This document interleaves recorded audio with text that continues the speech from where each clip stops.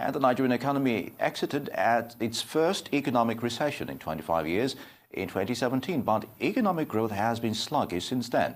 This year, growth has decelerated from 2.1% in the first quarter of this year to 1.9% in the second quarter as well. Now, in the absence of targeted, speedily implemented structural and business reforms, economic growth is expected to remain below population growth rate of 3%.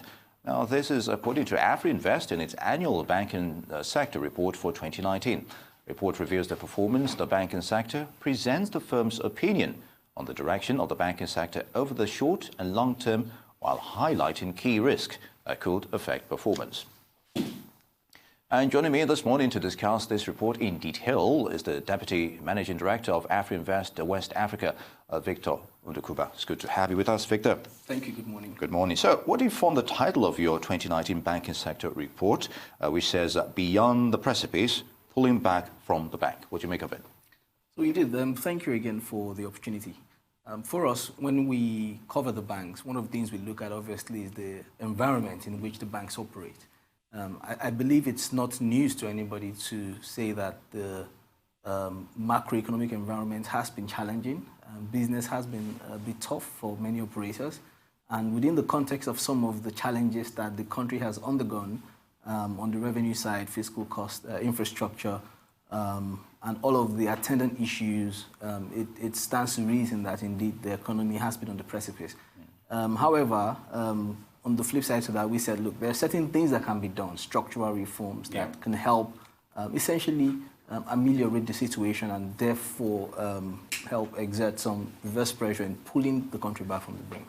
Indeed, Victor. So, still talking about the economic challenges, how did we get here? Indeed, a number of factors, again, have contributed, unfortunately, to this. So, we would look at what we call a confluence of negative factors. Starting with a revenue challenge at the federal level. Government revenues have been challenged significantly. Unfortunately, while that has been happening, we have been unable, if anything, to rein in costs. So we've seen costs actually go up. And then what has happened is, on the back of those two things, there has been a severe underinvestment in infrastructure, and the growth of the population continues at pace. So whereas we have an underinvestment in infrastructure, population growth now continues to place an additional strain on living conditions.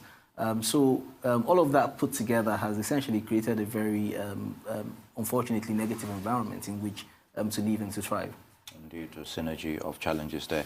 And we're seeing a lot of aggressive drive on the part of government in terms of the revenue decision. Indeed. You're talking about. Now, let's talk about the global growth, which has weakened. What's responsible for this and your expectations for the year 2020? Yeah, indeed. Of course, you can't talk about Nigeria without looking at the global picture. We are very connected and plugged into the global economy. The global economy, as we know, has in itself also seen a couple of factors that have negatively impacted growth. Chief of which has been the trade war between the U.S. and China. That obviously has been front and center of everything. Right. There is also the issue in Europe with the UK determining that it no longer wants to be part of the European Economic Community, the EU. So that the discussions and the back and forth around Brexit, when it will happen, how it will happen, and the terms under which it will happen, have also exerted a negative influence on the global economy. And then, of course, there's still the turmoil in the Middle East, and what is essentially a competition for control, as it were, between three axes of Iran, Saudi Arabia, and now with Turkey in the fray, all of which have come to a potpourri in there. And you're right, current World Bank projections, and of course even the IMF hasn't been too encouraging lately. Let's talk about Nigeria's real GDP, which is yet to recover to the pre-recession trend of 6 to 7%. So what are your expectations for 2019 as a whole here? When we had our outlook at the start of the year, we had anticipated, I think, 2.5% GDP growth. Which was somewhat of a recovery from the 1.8 or 1.9 that the country closed last year. Yeah. You mentioned rightly that GDP growth continues to lag long-term potential at 7.1. population growth at 3% means that we're actually becoming poorer as we expand the number of people in the country. But I guess the question really, when we look at that is, what's the outlook? Unfortunately, we've seen it decelerate. Between Q1 and Q2, we're down to about 1.9% as at half year. I believe today the numbers for Q3 will be released. But ultimately, we think rather than the 2.5 we projected at the start of the year, we think the year will probably close at about 2.2%, which is not great, unfortunately. And there are risks to that expectation as well, given some of the more recent events around border closures and the rest. Which brings me to the next question of the border closure, which has been lingering for some time now. So can you assess government's local production efforts within that scenario, and can they offer some reprieve here? The jury's out, really, when you think about what exactly the strategy was underpinning the border closures. There's a school of thought that presumes that this whole strategy, or where the actions were not perhaps driven by any particular strategy or any coherent policy, and there are concerns around that. So on the one hand, we were struggling with a low growth environment, high debt, low revenues on the government part, and increasingly a burgeoning population that is struggling with poverty. Yeah. The manufacturing index and capacity utilization was fairly low, as it were. By shutting the borders, not only have we perhaps rightfully, shut out some of the, incoming goods and consumption items that the government wants to keep out, like rice and some of the other things, maybe frozen food. But unfortunately, the unintended consequences of those actions have been that a lot of Nigerian goods that typically would leave the country via the road networks into the rest of West Africa have been shut in.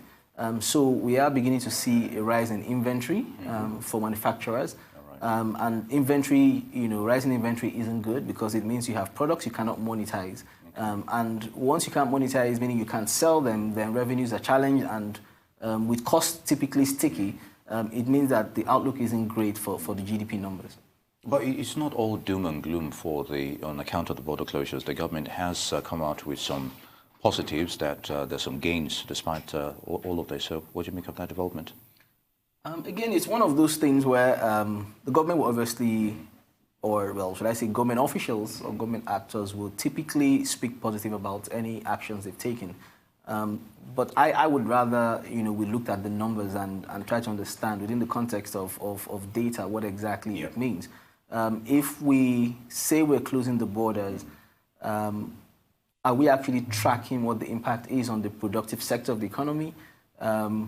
If we said we were trying to shut out imported rice that was cheap and undermining our own productive agricultural output, the question to be had really is, if indeed we have that level of productions, then the laws of demand and supply will suggest that the prices will begin to drop.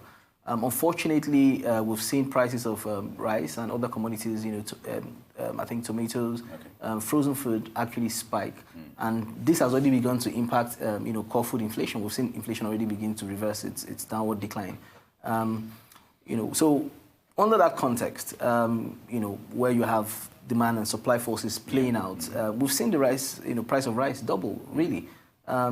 So in an environment where the purchasing power is weak and challenged, if the price of a staple as common as rice, spikes, it has only one impact, and that's adverse. I don't see the positives in that. Maybe in the long run, capacity utilization, production volumes would then sort of match up or close some of the gap we're seeing in the market. But it's not a short-term fix. So that again then lends credence to the views that perhaps this border closures will persist beyond just January, as already advanced by government. Indeed, Victor. Now, you mentioned earlier structural reforms are lacking, and so what key areas should reforms target going forward now? Yeah, so indeed, we talked about the confluence of negatives. There's low revenues on the part of government, which is a big challenge, and as we have begun to see, they're taking very deliberate and decisive measures to try and improve that. But I think, while we work on the revenue side of the fiscal balance sheet, we also need to look at costs.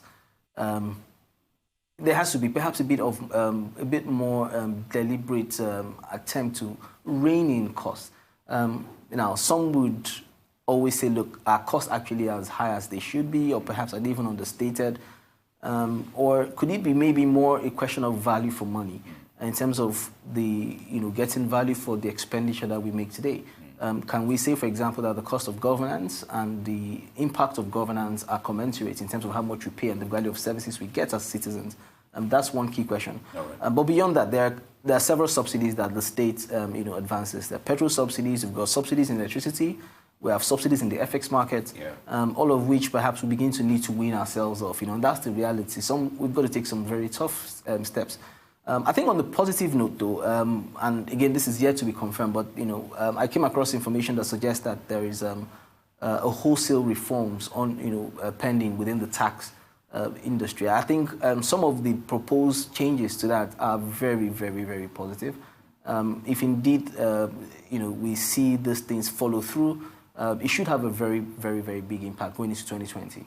Indeed. Now, let's go to some specifics. Your expectation for profitability in the banking industry this year? Yeah. So, we look at the banks, obviously, beyond just the macros, global and local, and try to understand, how are they faring.